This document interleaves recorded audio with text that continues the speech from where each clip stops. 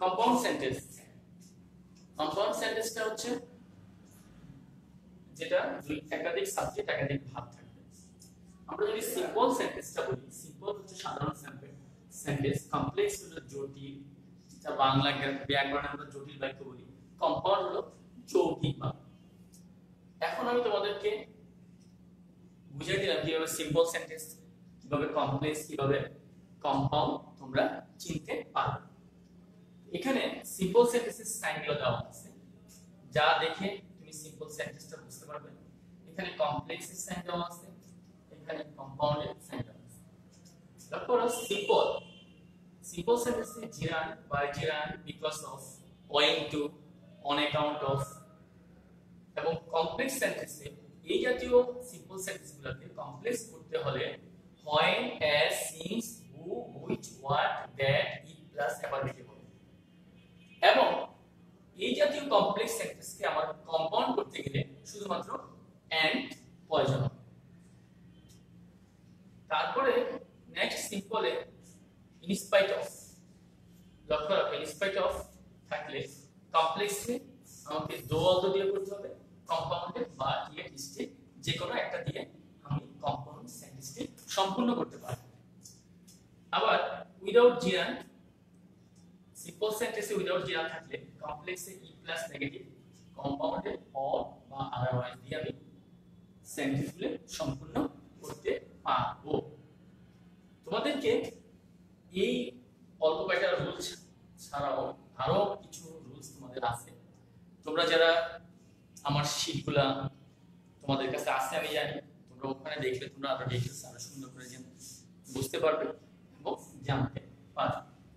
তো এখানে আমি শুধু তোমাদেরকে সাইনগুলো সবগুলা চিহ্ন, কম্পাউন্ড, সিম্পল, কম্পাউন্ড এবং কমপ্লেক্স চেনার জন্য চিহ্নগুলো সেগুলো বা দিয়ে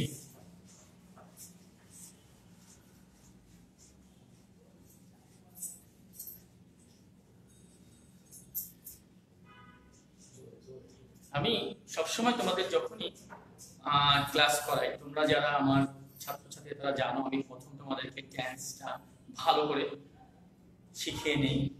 এবং টেন্সের মূল জিনিস হলো ভার্ব। তোমাদেরকে স্ট্রং ভার্ব বা কনজুগেশন ভার্ব, যেটাকে আমরা স্ট্রং ভার্ব বা উইক ভার্ব বলি, এখানে প্রায় তোমাদেরকে আমি 100 ভার্ব, 150 ভার্ব তোমাদেরকে আমি শিখাই সব সময়। তো ওই সেই টেন্স অনুযায়ী তোমাদেরকে প্রথমত কাজ হলো ভার্বগুলো লক্ষ্য রাখো। ভার্ব কি, ভালোভাবে ভার্বটা চিনতে হবে। যদি তোমরা ভার্বগুলো ভালো করে চিনতে পারো তো তোমরা ইজিলি একদম সুন্দরভাবে সবগুলো টপিকস, সিম্পল, কমপ্লেক্স, ভয়েস এবং অন্যান্য যে টপিকসগুলো আছে তুমি সহজেই সুন্দরভাবে বুঝতে পারবে। এখন তুমি ভালো করে লক্ষ্য রাখো, আমি কিছু ভার্ব লিখছি, ভার্ব বা verbal, go, point, gone, going, having gone, to go। এখানে লক্ষ্য করো যে এখানে আমার এখানে কোনটা ভার্ব, তোমাদেরকে এই জিনিসগুলো ভালো করে এখানে আমি যে ওয়ার্ডগুলো লিখলাম, এখানে ভার্বটা তুমি লক্ষ্য রাখো।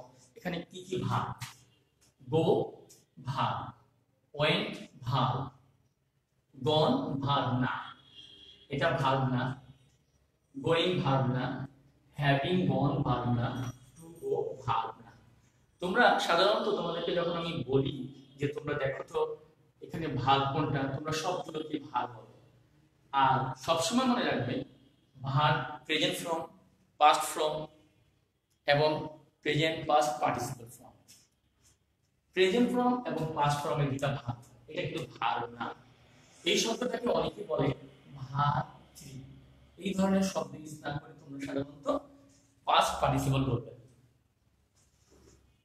কারণ ভার্ব যেটা সেটাই ভার্ব, অন্যগুলোকে ভার্ব। পাস্ট পার্টিসিপল, এটা প্রেজেন্ট পার্টিসিপল, পার্টিসিপল ভার্ব এটা হলো ইনফিনিটিভ। এই ভার্বগুলো তোমাকে ভালো করে বুঝতে হবে। তাহলে আমাদের এই দুটো হলো ভার্ব আর এগুলো হচ্ছে ভার্বাল, এগুলা ভার্বাল, দেখতে ভার্বের মতো কিন্তু ভার না। আমি এই ওয়ার্ডগুলো কেন বিশ্লেষণ করলাম এখন তোমরা খুব ভালো করে বুঝতে পারবে। যেমন আমি একটা এক্সাম্পল দিচ্ছি,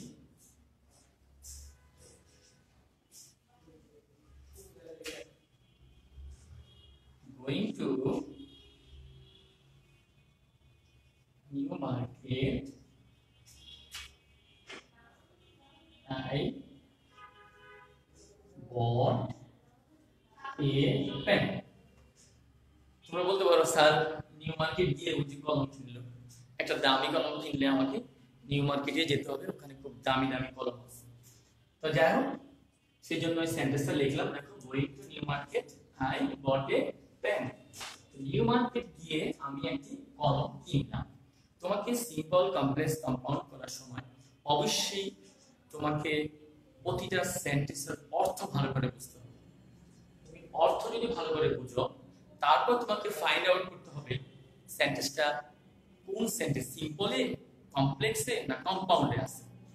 যদি সিম্পলে থাকে তখন তুমি চিন্তা করবে কমপ্লেক্স করার জন্য আমার যে রুলস গুলা, আমার যে ইনস্ট্রুমেন্ট গুলো আছে সেটাকে ইউজ করবো, আমি সেভাবে ইউজ করবা। কম্পাউন্ড করতে গেলে যে ইনস্ট্রুমেন্ট গুলো আছে সেগুলো আমাকে ইউজ করতে হবে, তবে অর্থের কোনো পরিবর্তন হবে না, সবগুলোরই অর্থ একই থাকে। যেমন going to New Market I bought a pen, New Market গিয়ে আমি কলম কিনলাম। এই সেন্টেন্সটার মধ্যে আমি আগেই বলেছিলাম তোমাদের ভার্ব ফাইন্ড আউট করতে হবে, সবকিছুতে ভার্ব। ভার্ব মানে টেন্স, এটা ছাড়া তুমি কখনো ইংলিশ করতে পারবে না। যাদের টেন্সের বিদ্যা ভালো নেই তারা কখনো ইংলিশ শিখতে পারবে না। যাই হোক এখন লক্ষ্য করো এখানে বট হলো ভার্ব, তাহলে going to New Market I bought a pen, New Market গিয়ে আমি কলম কিনেছিলাম। তাহলে এই শব্দটা হচ্ছে কোন সেন্টেন্স বলতে পারো? কোন সেন্টেন্স? অবশ্যই এটা সিম্পল সেন্টেন্স। কোন সেন্টেন্স? এটা সিম্পল সেন্টেন্স। কেন? আমি আগে বলেছি সিম্পল সেন্টেন্স একটি মাত্র ভার্ব ক্যারি করে, একটি মাত্র ভার্ব থাকে, সেটা হলো বট। তাহলে আমরা এটা দেখি এবং সামনে যে ওয়ার্ডটা আছে সেটা জিরাফ, তাহলে আমরা দেখে বুঝতে পারি এটা সিম্পল সেন্টেন্স। তো এই সেন্টেন্সটাকে যদি আমরা কমপ্লেক্স করি তাহলে আমাদের অবশ্যই দুইটা ভার্ব লাগবে বা দুইটা সাবজেক্ট লাগবে। লিখলাম when I, কিন্তু বট পাস্ট টেন্স, ওটাকে আমি ভার্বে রূপান্তর করব, ভার্বাল থেকে ভার্বে রূপান্তর করব। তাহলে আমি কি করব? পাস্ট টেন্সে করব when I went to new market I bought a pen। যখন আমি নিউ মার্কেটে গেলাম আমি কলম কিনলাম। লক্ষ্য করো শিক্ষার্থী বন্ধু, অর্থ কোনো পরিবর্তন হয়েছে? নিউ মার্কেটে গিয়ে আমি কলম কিনলাম, যখন আমি নিউ মার্কেট গেলাম আমি কলম, তাহলে আমার কমপ্লেক্সের একটা ভাগ, ইয়া একটা ভাগ, ওয়াই হলো কমপ্লেক্সের সাইন। কমপ্লেক্সের সাইনগুলো আমি তোমাদের আগে দেখালাম, সেখানে ওয়াইটা হচ্ছে কমপ্লেক্সের সাইন। তাহলে আমি সহজে বুঝে বললাম যে এটা কমপ্লেক্স সেন্টেন্স।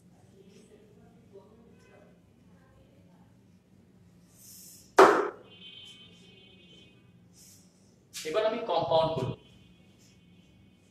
অবশ্যই সিম্পলের সাইন বাদ, কমপ্লেক্সের সিম্পল গুলো সাইন গুলো বাদ দিয়ে দিলাম। আমি লিখে দিলাম I went to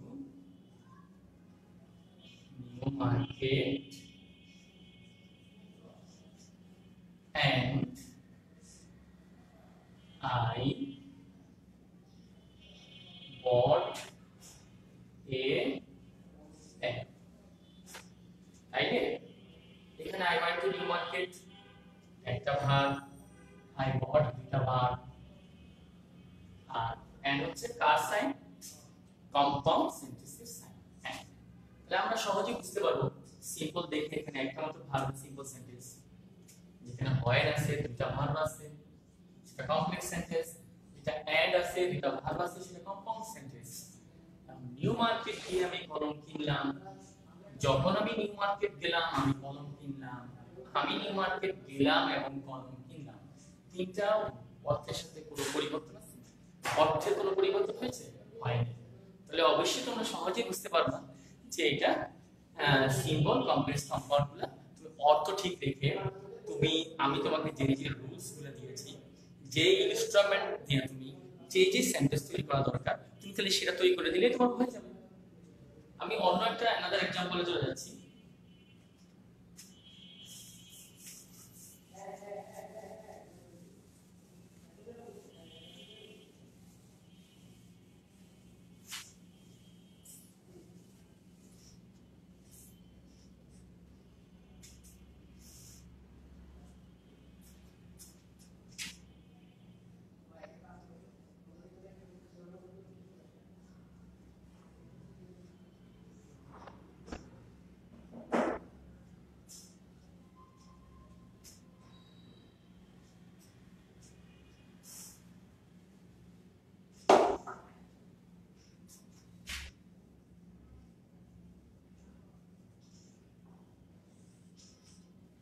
In spite of his poverty, he is honest. তোমার প্রথমত লক্ষ্য রাখতে হবে অর্থটা তুমি জানো।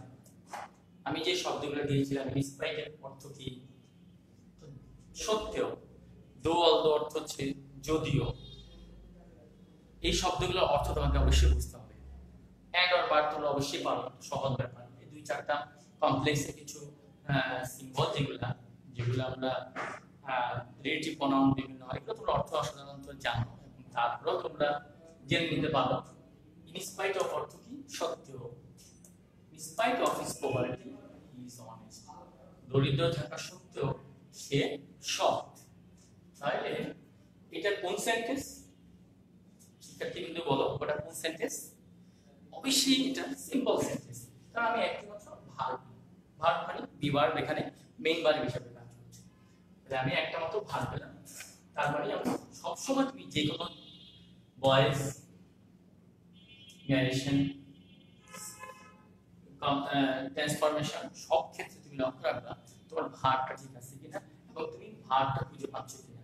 তুমি যদি ভার্ব না চিনো, এখানে সবগুলো কিন্তু ভার্ব, এখানে প্রিপোজিশনাল ফ্রেজ আছে, পসেসিভ আছে, নাউন আছে, এটা হি সাবজেক্ট বা প্রনাউন আছে, পলিস্টিক অ্যাডজেক্টিভ আছে, ইসটা হলো ভার্ব।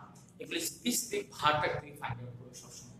ভার্ব দেখলে বুঝতে পারবা যে আসলে কোন টেন্সে আছে, টেন্স পরিবর্তন করার সময় বুঝতে পারবা, সিম্পল কমপ্লেক্স করার সময় বুঝতে পারবা।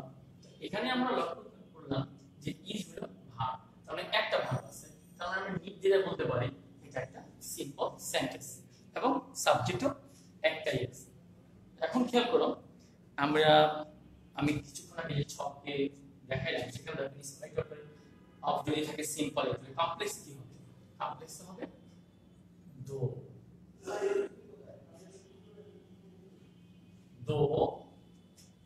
আমরা এই সেন্টেন্সটাকে, এটা কিন্তু কোনো সেন্টেন্স হয় নাই, কারণ সেন্টেন্স হইতে হলে ভার্ব লাগবে, সাবজেক্ট লাগবে। তাহলে এই সেন্টেন্সটাকে, ফ্রেজটাকে আমরা সেন্টেন্সের রূপ দিব। দো হি ইজ পোর। কারণ আমাদের দুইটা ভার্ব আনতে হবে, হি জানলাম, আর দো হচ্ছে কমপ্লেক্স। দো he is poor, he is honest. Though he is poor, he is honest. যদিও সে গরিব, সে হয় সৎ। তাইলে আমরা এখানে হচ্ছে দারিদ্রতা সত্ত্বেও সে হচ্ছে সৎ, যদিও সে গরিব সে হয় সৎ। এই দুটো সেন্টেন্সের অর্থে কি কোনো পরিবর্তন হয়েছে? অবশ্যই হয়। তাইলে আমাদের খেয়াল রাখতে হবে যে আমাদের অর্থ ঠিকই আছে, শুধু আমরা এখানে কয়টা ভার্ব আনলাম? একটা ভার্ব, দুইটা ভার্ব, আর দুটো হচ্ছে কমপ্লেক্সের সাইন। এবার আমি এটাকে কম্পাউন্ড করব। কম্পাউন্ড করলে কি হবে? But resistive. আমি যদি এটাকে নিয়ে আসি হবে ই ইজ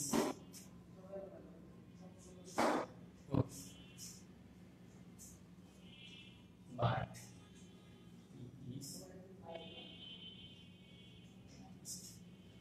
স্পোর বাট সে হচ্ছে গরিব কিন্তু সে সৎ। সে গরিব কিন্তু সে সৎ। তাহলে আমরা যদি এই সেন্টেন্সটা দেখো, এটা যে কথাটা অর্থ সে হয় গরিব কিন্তু সে হয় সৎ। যদিও সে গরিব সে হয় সৎ, গরিব হওয়া সত্ত্বেও সে হয় সৎ। তাহলে আমাদের তিনটা সেন্টেন্সের অর্থ একই রকম দাঁড়াইলো। আমরা যেভাবে রুলস গুলো তোমাকে দেখেছি সেই রুলস অনুযায়ী আমাদের পড়ে গেল। এখানে দুইটা ভাগ, এখানে দুইটা ভাগ, সাবজেক্ট, এখানে কমপ্লেক্সের সাইন আছে, এখানে কম্পাউন্ডের সাইন আছে।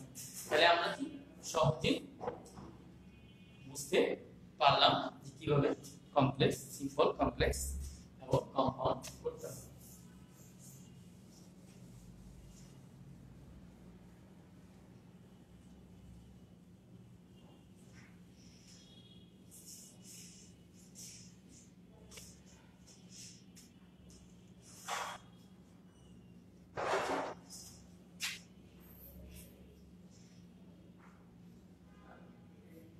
একটি एग्जांपल যাচ্ছি।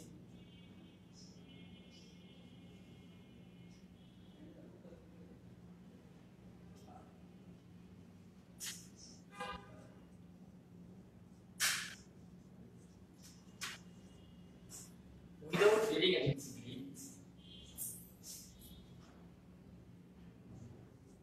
you will not pass in the exam during the examination. Without reading attentively, you will not pass in the exam.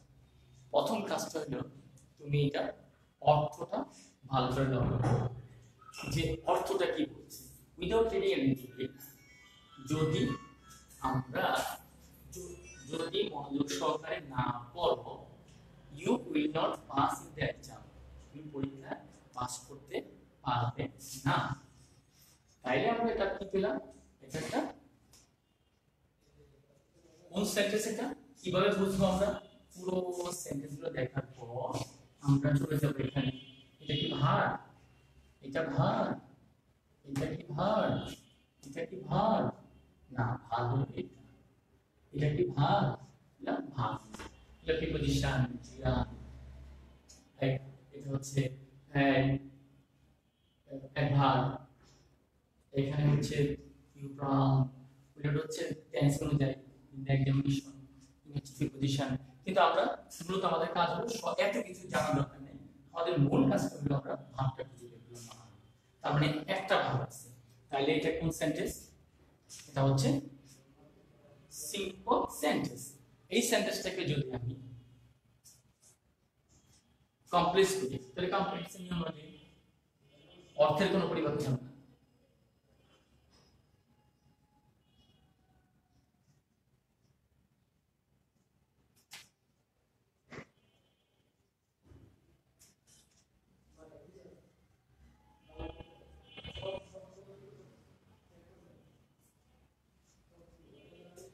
If you don't read attentively, you